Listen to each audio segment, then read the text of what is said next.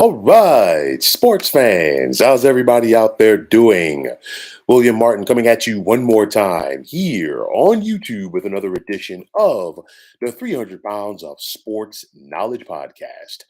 The excitement for the Connecticut Huskies National Championship is still flowing through stores as well as other parts of the New England region. UConn was in control for the bulk of the game last night en route to their 76-59 win as their season was a microcosm, in my opinion, of past Huskies championship teams as well as one of their Big East brethren. Now, the depth of this Connecticut team was on display throughout this tournament, which was reminiscent of their championship team from 2004. UConn's ability to blow out their opponents made you think of their title team from 1999. Connecticut did not lose outside of the Big East all season long, which was the same scenario when they won it all back in 2011. And their balance, poise, and ability to dominate the second half of games made you think of that Villanova team that won it all in 2018. Now, after Connecticut steamrolled through the first and second rounds of the tournament when they took care of Iona and St. Mary's, respectively, to me, Connecticut opened some eyes when they blew out Arkansas in the West Regional semis by 23 points, as this was an Arkansas team which had just upset top seeded Kansas the previous weekend. Then, of course, in the West Regional final, we saw UConn put Gonzaga away early in the second half. And of course, they went on that run. And then, of course, it was sparked by Gonzaga star Drew Timme picking up his fourth triple foul. Then this past Saturday in the national semifinal, putting Miami in chase mode early in that contest. And I think Jordan Hawkins, for my money, set the tone when he hit that early 3-point shot because, of course, he had an illness that kept him out of practice late in the week, and it was touch and go at times for Connecticut as far as whether he was going to be available for that contest against Miami. But I think Hawkins coming out, hitting that 3-point shot at the beginning of the game, it really set the tone. And then, of course, the rest was history for Connecticut in that contest. Then you think about last night, jumping out early on San Diego State. They survived their comeback attempt like a boxer as far as being able to take the punches in order to get off that big punch. And you saw San Diego State, you knew they were going to come out strong to start the second half. And for me, I felt like Connecticut missed an opportunity late in the second half to further their lead. They had a couple of costly turnovers that took points off the board, made some bad shot selections, but nonetheless, the Aztecs came out strong in the second half. They ratcheted up their defensive intensity. They started hitting perimeter shots, but it seemed like every single time that Connecticut needed a big basket, they either relied on Hawkins or Sonogo to do that. And of course, the rest is history. Now, you look at this UConn team and this UConn program, and in 5 years, Dan Hurley has turned around the fortunes of this team. And for me, I said it before, I will continue to say it, and I'm not the only person that's going to say it either. Connecticut has benefited from getting back to the Big East for both their men's and women's basketball programs. Of course, Connecticut was basically kicked out of the Big East along with, the other football schools. And, Connecticut struggled in the American, both in football and in basketball. And basketball has been their identity athletic wise for their university for a very long time. And they simply got back to basics. They decided to become an independent in football. And, in the 3 years since coming back to the Big East, UConn has made the tournament each time. Of course, they were one and done in each of the previous two tournaments, but this time everything simply came together for the Huskies, and of course Dan Hurley being front and center for that. But you think about this Connecticut program now: 5 national titles, all since 1999. 3 with Jim Calhoun, 1 with Kevin Ollie in 2014, and of course now here in 2023, led by Dan Hurley. And UConn theoretically has done it quickly because you're talking about all of this coming since 1999 in the past 24 years. But Connecticut is now tied with Indiana and Duke for national championships with 5, while only UCLA, Kentucky, and North Carolina have more than them. And, I've said it before and I will continue to say it. There is simply something about UConn, the West region, the Big East Conference as a whole, and the West region. And when you think about UConn basketball, the state of Texas, I say this because 1999, 2004, 2009, 2011, and 2023. All of those years that Connecticut made the Final Four, they did it coming out of the West. The lone exception being 2014 when they came out of the East. And of course, it really helped UConn when they got past Villanova in the second round in Buffalo that year in 2014 because the East Regional was at Madison Square Garden. Hop, skip, and a jump for Connecticut fans to get down to New York City and get to Madison Square Garden, and then of course the rest is history. You think about the Big East as a whole over the last 40 years as they've really benefited from the West. Georgetown under the late John Thompson came out of the West a couple of times. St. John's when they went to the Final Four in '85, they came out of the West. Seton Hall did it in 1989. Syracuse did it in 1996. I talked about Connecticut as well. There's something simply about that West region with the Eastern schools. I can't put my finger on it. And then also the state of Texas. In 2004, UConn won it in San Antonio. In 2011, they did it in Texas again. 2014, it was in Arlington. And then, of course, 2023, just like it was in 2011, they got it done in Houston. So the bottom line is UConn does not mind traveling to go out there and take care of their business. And of course, the question is being thrown out now, and I'm going to put it out there myself. Is UConn a blue blood of men's basketball? And honestly, I'm going to say yes, because you look at it, everybody else that has won as many championships or more than Connecticut is considered a blue blood of the sport. No disrespect to Indiana. They have not won a championship since 1987. And since then, the Hoosiers have only made the Final Four two times, once in 1992 and then again in 2002. Of course, Duke, nobody's going to argue what Duke has meant to the college basketball scene over the last 40 years. You think about North Carolina, who has one more championship than Kentucky. I mean, pardon me, than Connecticut. Nobody's going to question them. Kentucky, they have been consistent over the years. UCLA, of course, they have 11 championships, more than any other men's basketball program. Of course, the bulk of that came during the John Wooden years. The Bruins have been only able to win one championship since then, back in 1995. And they've had four Final Four appearances since then, but they have not been able to get coveted championship number 12. But I think UConn should be considered as a blue blood of the sport. I mean, you think about it, aside from the championships, you think about the talent that has come through that program. Of course, first with Jim Calhoun, and then it's transcended.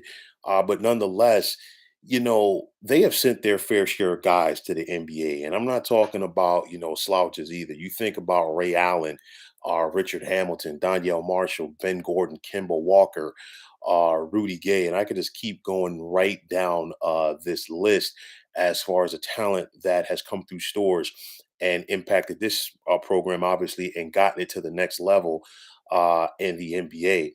And I think, that's a credit to Jim Calhoun. Also, Kevin Ollie was able to keep it going for a little bit. Obviously, he ran into a bump in the road. Number one, I think, due to the transition period in the American Athletic Conference. Of course, Connecticut won it all in their first year in the AAC back in 2014, but then the transition year, and UConn just really got lost in the shuffle, and now they've gotten back to the basics. But nonetheless, this program, and I think it's a credit to Jim Calhoun when he first built this Connecticut program when he started in the mid 80s, because he had to do it at a time where the Big East Conference was dominated by heavyweights and heavyweight coaches. You think about St. John's with Lou Carnesecca, Georgetown with John Thompson, Villanova with Raleigh Massimino, Syracuse with Jim Boeheim, Seton Hall with PJ Carlissimo. And Jim Calhoun was able to hold his own in there.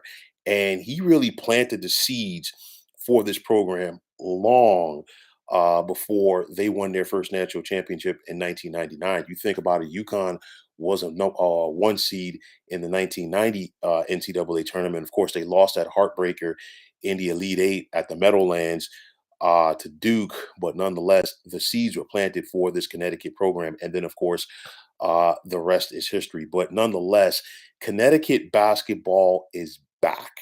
And I really think this time they're here to stay. They're back in the Big East Conference where they belong because once Connecticut was willing to leave the American, have their buyout, be back as a football independent, everybody within the Big East was on the same page. And that's been the mantra, if you will, for this conference ever since the non-football schools decided to split from the football schools more than a decade ago. So you look at it now, Connecticut's gotten back to its basketball roots. And of course, this program is benefiting from it. Now they get an opportunity to once again really go hard as far as getting the kids from the New England area, the New York area, the New Jersey area, the DC and Maryland area as well. And that was a staple for Jim Calhoun during his heyday. And I think it's going to be the same for Dan Hurley with his program up in Connecticut right now. Overall, this is another feather in the cap, in my opinion, for the Big East Conference. You think about it, Villanova won it all in 2016 and 2018. The Wildcats also got to the Final Four. Pardon me, yeah, they got to the Final Four last year, and then this year, we saw the Big East get 5 teams to the NCAA tournament. 3 made the Sweet 16. It looked for a brief moment like the Big East was going to get 2 teams in the Final Four as Creighton lost that heartbreaker to San Diego State in the West Regional Final. But nonetheless, you think about it, the excitement is back for Big East basketball. Like I've said before, it's only going to go to another level next year once you factor in Rick Pitino now at St. John's, Ed Cooley at Georgetown. I don't see Providence falling off that much, even though that Ed Cooley is not there. You think about the defending champs in Connecticut, also Marquette with Shaka Smart, Creighton with Greg McDermott. You cannot count out Butler uh, with the likes of Thad Matta, Seton Hall with Shaheen Holloway, and I could just keep going right down this list. Villanova with Kyle Neptune, you name it. So again, this was a strong proving point for Connecticut as well as a strong proving point for the Big East Conference as a whole. Now, historically, Connecticut has not done well trying to repeat. They've never gotten past the second round of the NCAA tournament when they're looking to go back, even though in 2005, for an example, they still had a deep team after losing Ben Gordon and Emeka Okafor to the NBA draft. You bring in the likes of Rudy Gay, but it just didn't work out. Nonetheless, of course, people are going to look at Connecticut heading into next year. They have some questions. Is Sonogo coming back along with Jordan Hawkins? It's one of those where Jordan Hawkins is probably going to be a lottery pick, so I don't see him coming back. But you still have the likes of Alex Caravan, Andre Jackson Jr., who is one of your better perimeter defenders, as well as being a de facto point guard for you out there. And then we saw the potential, especially throughout this tournament, of one Donovan Clingan. I mean, you're talking about a 7'2" kid who, if he gets another year of seasoning, you could talk. You're this time next year, we're going to be talking about him as a first round pick in the NBA draft. But this UConn team, they just showed it all through this tournament. And you think about it, their ability to separate from their opponents, especially in the second half. You go back to the Iona game in round number 1, very close game, a lot of intensity, a lot of emotion there as that contest was played in Albany. And it was a scenario where, obviously there were rumors about Rick Pitino leaving Iona for St. John's. And, Connecticut being close to home, Iona having a good team within their own, being close to their campus from New Rochelle. Nonetheless, Connecticut turned it on in the second half and won by 24. They had a good St. Mary's team in the second round, and of course, that was a close game at the half before Connecticut separated. I talked about the Sweet 16 contest with Arkansas. I talked about how they already had a solid lead against Gonzaga at the half, but then when Drew Timme picked up third and fourth fouls early on in that second half. Connecticut smelled blood in the water and they just attacked, and the rest is history. I talked about what they did to Miami on Saturday, and then of course culminating it last night in the championship game against the Aztecs of San Diego State. So you look at this Connecticut team. I think Dan Hurley is really just beginning to scratch the surface here. And this is a guy who hopefully has emerged from the shadow of his historic family, because the Hurley name means a lot on the basketball scene. His dad, who's a Hall of Fame high school basketball coach, his brother, who was a legend basketball wise at Duke University, of course. Once upon a time, the Hurleys did meet in the NCAA tournament back in '92 when Dan was playing at Seton Hall. And then, of course, Bobby Hurley was finishing up, pardon me, that was his junior year rather, at Duke. But nonetheless, he's had his opportunity. He's built his legacy up from the high school ranks to Wagner High School in New York City, then, going to Rhode Island, and now, of course, Connecticut. He has a legit nationally recognized basketball program, and I think the sky is the limit for him. I think, again, this is a feather in the cap of the Big East as a whole. And now you look at UConn, they're back. And like I said before, this time they're not taking a step back. I think this Connecticut program is back where they were, obviously, during the days of Jim Calhoun. I think the Big East Conference as a whole is ready to take the next step next year as well. Would not surprise me to see a couple of Big East teams ranked in the top 10 to begin the year. Would not surprise me to see a lot of people now on the Connecticut bandwagon. But one thing's for sure, the UConn Huskies are back. Don't look over this program when you're talking about the Blue Bloods. And it might not be next year, but sooner rather than later, this Huskies program is definitely going to get number 6. So, folks, that is going to wrap it up. And as always, I want to take this time out to thank you for tuning into the 300 Pounds of Sports Knowledge podcast here on YouTube. I want to take this time out to thank all of you fine folks out there for tuning in. And if you have not already, please feel free to subscribe to this channel. Now, if you're on Twitter, please feel free to follow me at 300 Pounds of Sports. And like I always say, if you follow me, it'll be my pleasure to follow you right back. There's also the sports discussion group on Facebook at the Sports Depot 365. Now, you can check it out. Drop a line and be a part of one of the better sports debating sites going on social media. So once again, fine folks, my name is William Martin. I am signing off, and I'm saying take care and have yourselves a wonderful day.